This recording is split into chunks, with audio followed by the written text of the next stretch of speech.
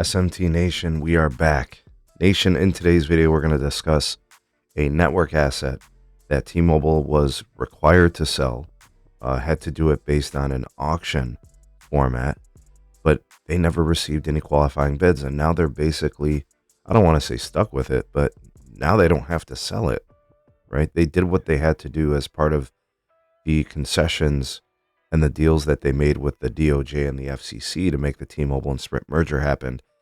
Dish basically could not pay to buy the spectrum from T-Mobile, so then it went to auction, and T-Mobile ran that process, and they couldn't get a buyer. So now T-Mobile has this 800 megahertz, this low band spectrum, and what do they do with it, right?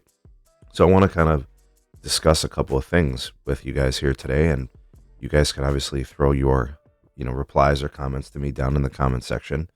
Let me know what you think of these possibilities, if they're likely or unlikely, or how you think things will play out for T-Mobile with this 800 megahertz. So this was originally a Sprint asset, band 26. It was their low band part or component of their network. And, it's not a lot of bandwidth. I don't think it's a very valuable spectrum asset. I think it's modest at best, and the concept of what T-Mobile does with it, I think there's a couple of options. The first one is they could build it, right? And building it isn't really anything challenging.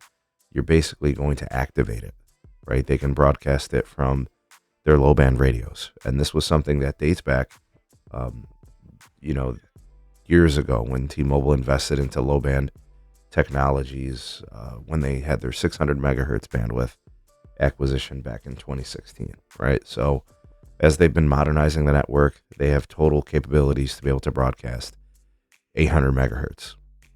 And that low band would be at N26 in all expectation. I don't think it'd be anything other than a software upgrade. So I don't think it's an issue of building it. They're not going to want to put up additional low band radios for it. I don't think it's valuable in that sense. And I don't think it's doing enough lifting. Monetizing low band is not really a thing, right? You wouldn't say, well, we can boost home internet sales or whatever. It's just not like that. But it could be something that could potentially offer some additional offload or load balancing to their network. If you look at, the continued growth of the company and the usage on the network, I guess it's possible, right? Typically, we're seeing, the 800 megahertz bandwidth. It says 13.5 megahertz of nationwide. So I don't know how that breaks down within certain places. I could tell you guys that typically when I saw it here in the Cleveland area, we are bordering, we share a border with Canada. So there was guard band there. So we saw very little of that bandwidth making a difference. Right. And I think it's that's the case for a lot of folks. They see this. Right. So I guess they could deploy it. They could broadcast it, and it could offer some benefits in some places.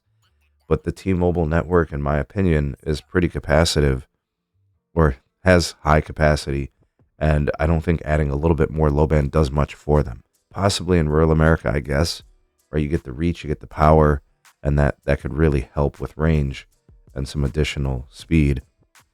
But I think what's going to end up happening here is they've got to find a use case for this, right? And of course, they could sell it too. They could just, instead of it being in that auction format, they could sell it. And they spoke to this at the earnings conference. They talked about how, this wasn't in our plans to build it. It wasn't a part of our future. So now we have the spectrum, and they have not declared what they want to do with it. So there's a version of this where they deploy it and they turn on radios for it, and it does a little bit for their network. I think what's probably more advantageous is if they were to sell it for something, public safety or an IoT network for some kind of conglomerate of operators across the country. Or maybe they decide they want to do something like that with private networks. I have no idea. But I think those are all legitimate options that they're going to explore. For them, it's really going to be about flexibility and what they could do with the cash that they generate with any deal. And they're probably looking at it like, well, what can we actually do and build with this? That's really what it's going to be. What's the better outcome for T-Mobile? You guys can tell me if you think one is better or worse. Do you think they should just, go ahead and broadcast it from their commercial network? Do Do you think it should be a part of their IoT network? Maybe something along the lines of private networking? Or do you think they should just be looking to sell it, generate the cash, and then reinvest that into network assets in a different form? Densifying more cell sites, investing into higher OPEX, 10 gig fiber circuits. There's a version of this where they sell it and give that money to investors. Like, all those things are possible. I think they're going to play it in this way. I think they're going to hold on to it. They're going to have a plan for it, a loose plan, but in the process, I think they're going to shop it. I think they're going to receive calls on it. I just don't know, how much hunger is out there for a smaller sliver of low band, right? They're definitely, I don't think there's a deal out there with AT&T or Verizon or Dish or anything like that. I do not think that's in the cards. But what do you think? Sound off in the comment section below. The voice of the people, the SMT Nation. Let your voice be heard. Please do like and share this video. Subscribe if you're new here. Turn on the bell notifications to never miss an upload. And if you want to support the channel and get lots of benefits, perks, and extra access, become a patron. Support us. Link is in the description. Or get a YouTube membership and get some of those same benefits here as well.